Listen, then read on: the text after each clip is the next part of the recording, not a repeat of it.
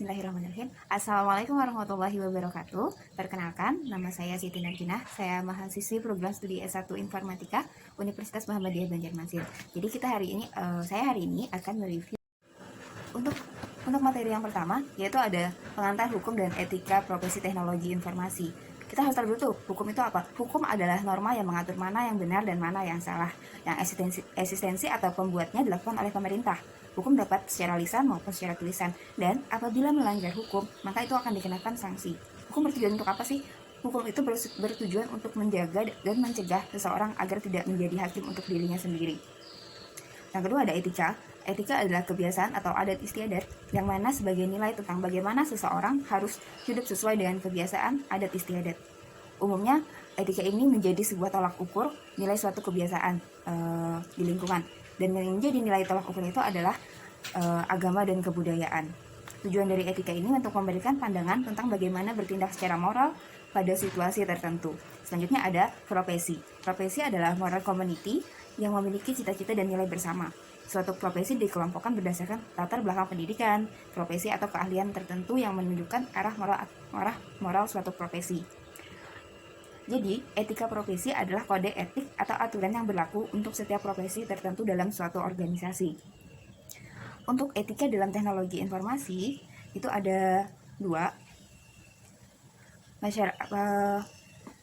Masyarakat memperhatikan etika penggunaan teknologi informasi, misalnya plagiarisme, pelanggaran hak cipta dalam jaringan, pemantauan akses email dan internet, email yang mengganggu, email yang tidak jelas dan mengganggu, hacker dan pencurian data.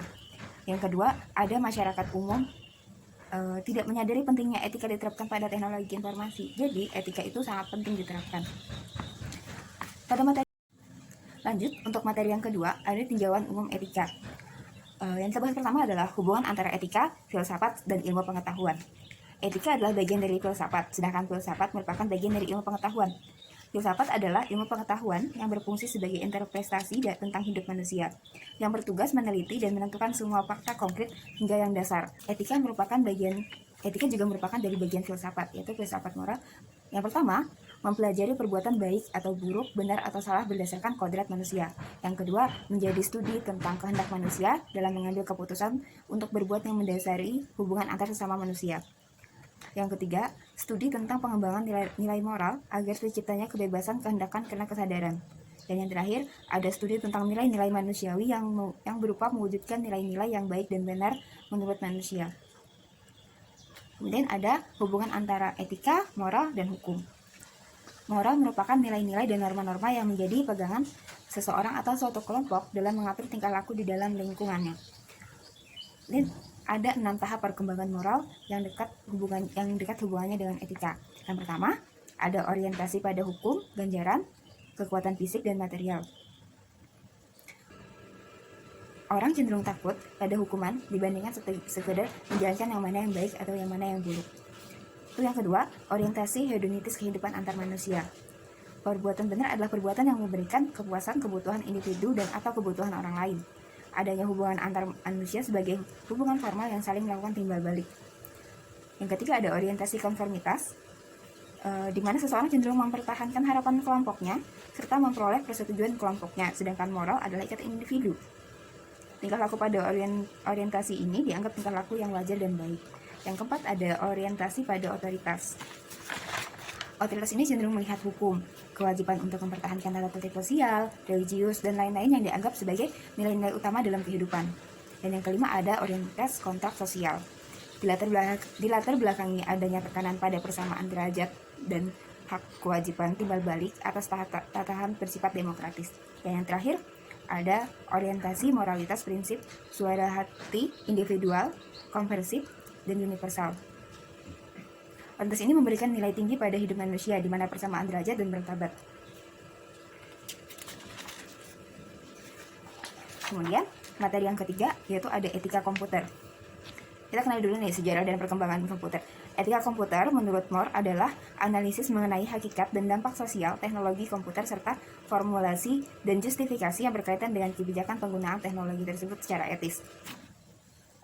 Ada fase revolusi teknologi, itu pada pengaruh, pengenalan, dan kekuatannya. Kemudian etika komputer ditekankan pada pada awal 1985. Nah, itu ada 3 poin. Tidak ada kebijakan komputer, kebijakan untuk penggunaan teknologi, perkembangan etis untuk kebijakan. Kemudian ada saran etika yang lebih baik. Proses yang dinamis membutuhkan pengawasan konstan, kolaborasi antara etika dan ilmuwan, dan analisis yang lebih baik. Kemudian ada isu-isu pokok etika komputer. Isu-isunya ada 5: kejahatan komputer, cyber komputer, e-commerce, pelanggaran hak atas kekayaan intelektual, dan tanggung jawab profesi. Terus selanjutnya ada pekerjaan, profesi, dan profesional. A. Manusia dan kebutuhannya. Menurut Abdul Qadir Muhammad pada tahun 2021, beberapa kebutuhan manusia itu sebagai berikut. Ada kebutuhan ekonomi, sandang, pangan, dan papan. Atau kebutuhan psikis, biasanya disebut kebutuhan rohani, agama, pendidikan, dan lain-lain. Kemudian ada kebutuhan biologis, itu ada perkawinan. Kebutuhan pekerjaan adalah kebutuhan akan status dan derajat. Yang kedua, pekerjaan dan profesi. Pekerjaan adalah hal yang dilakukan untuk memenuhi kebutuhan hidup manusia. Thomas Aquinas, seperti yang dikutip Sumario pada tahun 1995, menyatakan bahwa setiap wujud kerja dan pekerjaan memiliki 4 macam tujuan. Yang pertama, memenuhi kebutuhan hidup. Yang kedua, ada mengurangi tingkat pengangguran dan kriminalitas. Yang ketiga, ada melayani sesama. Yang terakhir, ada mengontrol gaya hidup. Profesi merupakan bagian dari pekerjaan, tetapi tidak semua pekerjaan itu adalah profesi. Menurut Gilley dan Eckert, pada 1989, profesi sebagai bidang usaha manusia berdasarkan pengetahuan, di mana keahlian dan pengalaman pelakunya diperlukan oleh masyarakat. Kemudian ada profesi dan profesional. Seorang yang profesional adalah seseorang yang menjalankan profesinya secara benar dan melakukannya menurut etika dan garis-garis keprofesionalan yang berlaku pada profesinya tersebut. Seseorang dapat dikatakan profesional jika sesuai dengan poin-poin di bawah ini. Yang pertama, ada tanggung jawab, berpikir sistematis, penguasaan materi, komitmen tinggi, menjadi bagian masyarakat yang profesional. Selain itu, menurut Gilley dan Eckert, standar untuk mengukur profesional itu ada loh, dengan perspektif pendekatan, yaitu pendekatan berorientasi filosofis, pendekatan perkembangan bertahap, pendekatan berorientasi karakteristik, pendekatan berorientasi non-tradisional. Lanjut, untuk materi yang kelima, itu ada profesi di bidang teknologi informasi. Beberapa profesi di bidang teknologi informasi adalah di bidang perangkat lunak atau biasa kita sebut software. Itu ada contohnya ada sistem analis, programmer, web designer, web programmer. Kemudian ada bidang perangkat keras atau hardware, technical engineer atau networking engineer. Kemudian ada bidang operasional sistem informasi, contohnya ada IDP operator, sistem administrator, MIS, management information system. Kemudian ada pengembangan bisnis di bidang teknologi informasi. Kemudian yang kedua ada profesi di bidang teknologi informasi. Karakteristik profesi teknologi informasi, yang pertama ada kompetisi, yaitu suatu sifat yang selalu menuntut seseorang profesional untuk memperdalam dan memperbaharui pengetahuan dan keterampilannya sesuai dengan tuntutan profesinya. Kemudian ada tanggung jawab. Tanggung jawab ini adalah kesadaran untuk membebankan hasil pekerjaan sebagai tanggung jawab pribadi. Pekerjaan di bidang teknologi informasi sesuai standar pemerintahan. Institusi pemerintahan telah melakukan klasifikasi pekerjaan dalam bidang teknologi informasi sejak tahun 1992. Klasifikasi pekerjaan ini mungkin masih belum bisa mengakomodasi klasifikasi pekerjaan pada teknologi informasi secara umum.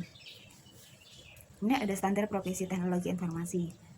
Kriteria yang menjadi pertimbangan dalam mengembangkan dalam standar ini adalah klasifikasi job. Yang pertama ada cross country, cross internship accessibility.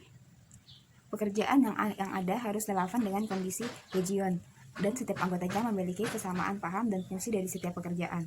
Yang kedua ada function oriented. Gelar atau titel setiap negara bisa berbeda-beda, namun yang terpenting adalah fungsi dari pekerjaan itu. Yang ketiga ada testable atau certifiable, fungsi yang bisa didefinisikan dan dapat diukur atau diuji. Yang terakhir ada applicable, fungsi yang didefinisikan harus dapat diterangkan pada mayoritas profesional teknologi informasi pada masing-masing region. Pada materi yang keenam yaitu ada ancaman, kasus, dan kejahatan elektronik. Yang pertama itu ada cybercrime. Cybercrime merupakan sebuah perbuatan melawan hukum yang dilakukan dengan menggunakan internet yang berbasis pada kecanggihan teknologi komputer dan telekomunikasi. Karakteristik pada cybercrime adalah sebagai berikut: ruang kejahatan, sifat kejahatan, pelaku kejahatan, modus kejahatan, jenis kerugian yang ditimbulkan.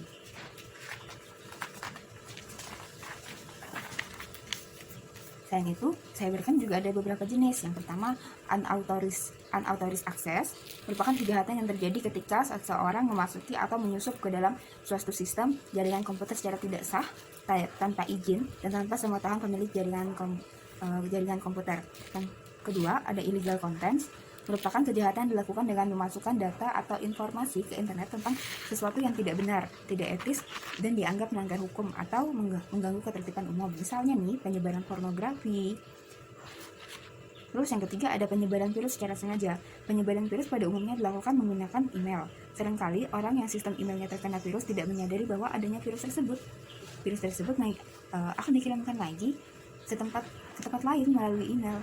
Kemudian yang keempat ada data forgery. Kejahatan jenis ini dilakukan dengan tujuan memalsukan data pada dokumen-dokumen penting yang ada pada internet. Dokumen-dokumen ini biasanya dimiliki oleh institusi atau suatu lembaga yang memiliki web berbasis web database. Ini ada cyber espionage.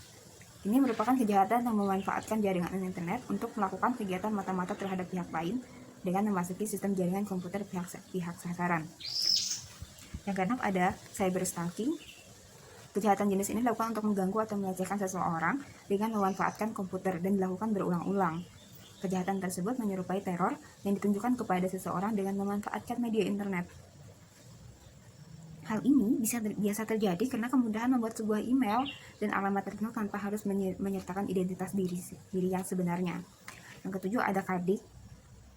Carding merupakan sebuah kejahatan yang dilakukan untuk mencuri nomor kartu kredit milik orang lain dan digunakan untuk transaksi di internet. Kemudian ada hacking dan cracker.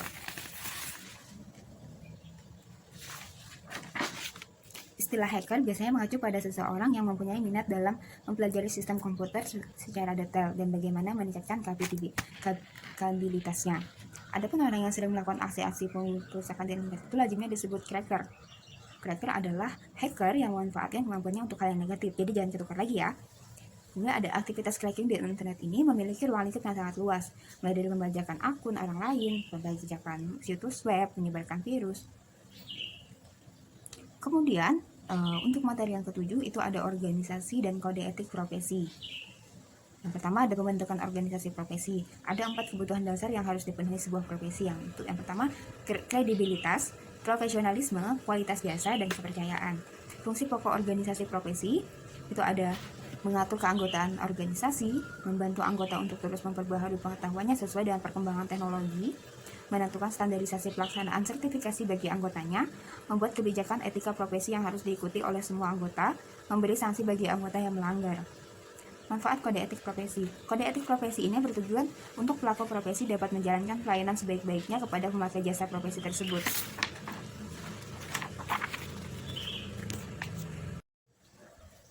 Lanjut, untuk materi yang ke-8, itu ada profesi di bidang teknologi informasi. Secara umum, ada 4 kelompok pekerjaan di bidang teknologi informasi yang sesuai dengan bidang-bidangnya.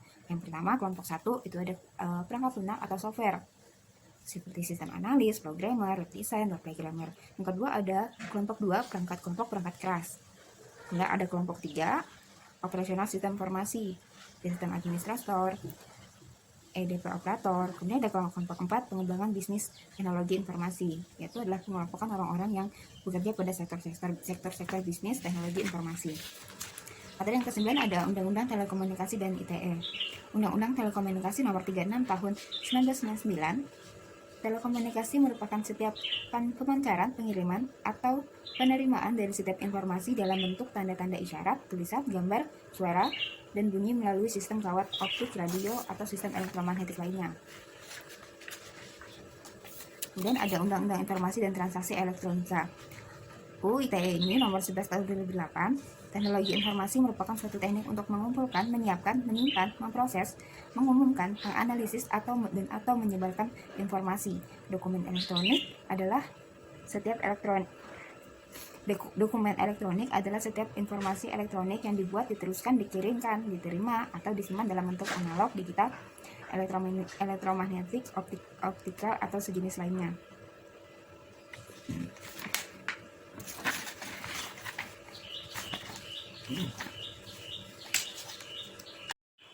Ada beberapa isu penting itu, pertama ada kemampuan internet dalam memfasilitasi transaksi antar pihak menurut Wigrantoro Rossitiadi pada tahun 2003. Itu ada 7 poin. Yang pertama, satu masalah keberadaan pihak. Yang kedua, ada kebenaran, eksistensi, dan atribut. Yang ketiga, ada penolakan atau pengingkaran atas suatu transaksi. Keutuhan informasi, pengakuan suatu pengiriman dan penerimaan, privacy, dan yurisdiksi.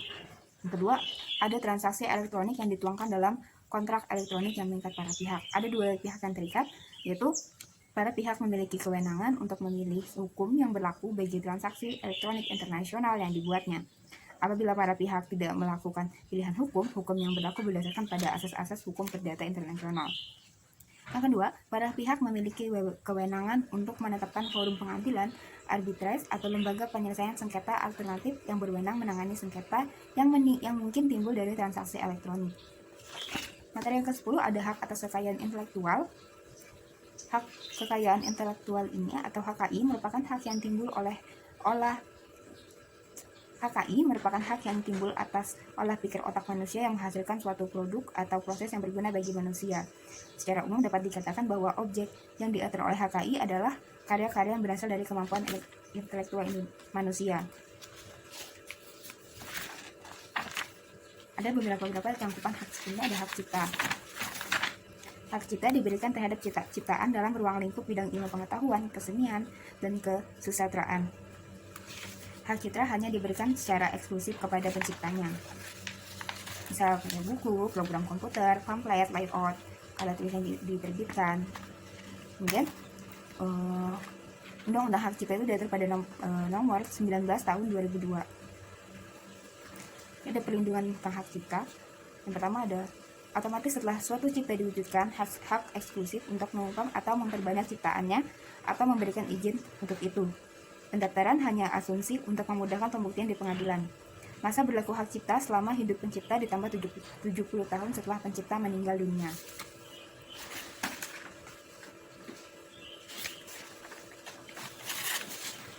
Materi yang ke-11 ada pendiri bisnis di bidang teknologi informasi. Materi yang ke-11 yaitu ada pendirian bisnis di bidang teknologi informasi. Yang A, bagaimana mendirikan usahanya. Hal-hal yang perlu diperhatikan saat memulai usaha adalah alasan memulai usaha. Cara kita memulai usahanya, misalnya mendirikan usaha baru atau melanjutkan usaha yang lain. Kemudian faktor pemilihan jenis usaha, itu bisa dari minat dan bakat kita. Kemudian ada modal dan keahliannya, mau apa. Kemudian ada bidang usaha, banyak sekali jenis-jenis bidang usaha. Itu misalnya ya ada sektor kecantikan, sektor ketampilan, dan banyak lagi. Kemudian ada jenis-jenis badan usaha, itu ada perseorangan, biasanya UD atau TB.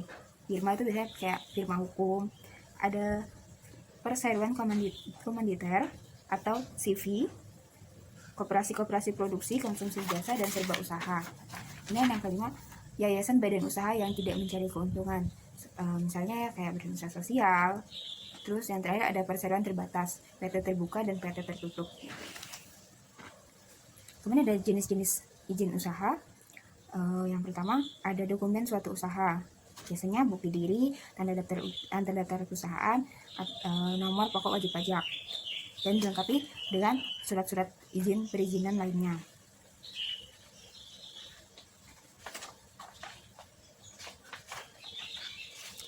Materi yang terakhir yaitu adalah meningkatkan profesionalisme di bidang teknologi informasi. Yang pertama, peningkatan profesionalisme. Dalam menjalankan profesinya, seorang profesional di bidang teknologi informasi memiliki persyaratan profesionalisme, seperti dasar ilmu yang kuat di bidangnya, penguatan kiat-kiat profesi yang dilakukan berdasarkan riset dan praktis, bukan konsep atau teori belaka. Pengembangan kemampuan profesional berkesinambungan. Poin kedua, menyiapkan SDM. Ada beberapa hal yang harus dipersiapkan SDM di bidang teknologi informasi, yaitu program sekolah yang diselenggarakan, terus program pendidikan, dan lainnya. Dan menjadi profesional yang bersertifikasi.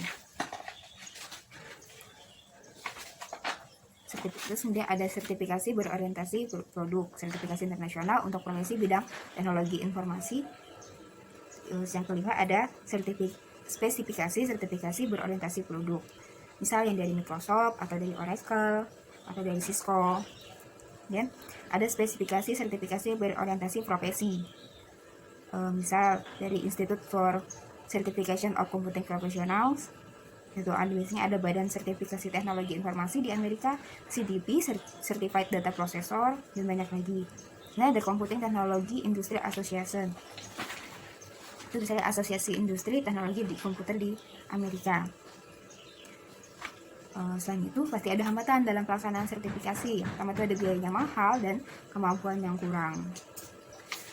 Mungkin itu saja review mata kuliah etika dan hukum profesi teknologi informasi. Jika ada banyak kesalahan, saya mohon maaf. Terima kasih banyak. Wassalamualaikum warahmatullahi wabarakatuh.